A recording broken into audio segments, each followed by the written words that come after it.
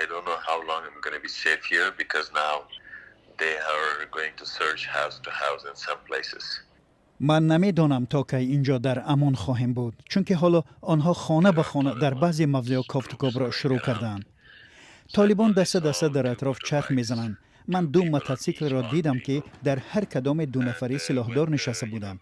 وقتی تیراندازی شروع می شود ما به تهخانه می فراییم. وقتی وضعیت آرام شد باز به آشانی اول برمیگردیم. میدانید در نزد چشمان یک همکارمون طالبان یک نفر را پراندند. آنها خانه به خانه گشت پاکاری میکنند. همکاران ما سخت ترسیدند. وضع روحیشان خیلی تباه است. خدا را شکر که همکاران ما آسیبی ندیدند.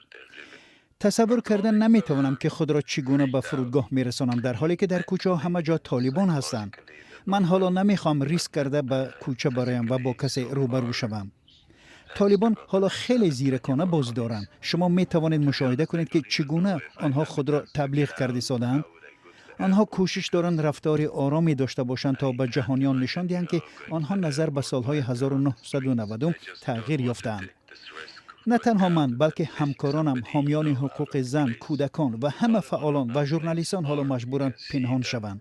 آدمانی که در کوچه هستند تاجران، مالکان دکانها، یعنی آدمان عادی هستند. آدمان فکر میکردند که کابل احتمال چند ماه دیگر هم سقوط نمیکند. اگر ما میدانستیم که به این زودی سقوط میکند پیشکی آماده میشدیم. این حالت برای همه غیر منتظر بود که طالبان شهر را اشغال کردند و رئیس جمهور اشرف غنی بدون کدام یک آگاهی یا مراجعت به ملت کشور را ترک نمود. حالا همه او را تنقید میکنند. آنها تصور نمیکنند که پس از 20 سال و این همه سرمایه های در افغانستان خرج شده، پس از 20 سال جهد و تلاشا باز رژیم طالبان می آید. این باور ناکردنی است. باز همان سناریوی قبلی. بسیار تأسف بار است که حالا شاهد آنیم که همه آن دستاوردهایی که نسل نو در 20 سال اخیر داشت به عاقب برگشت.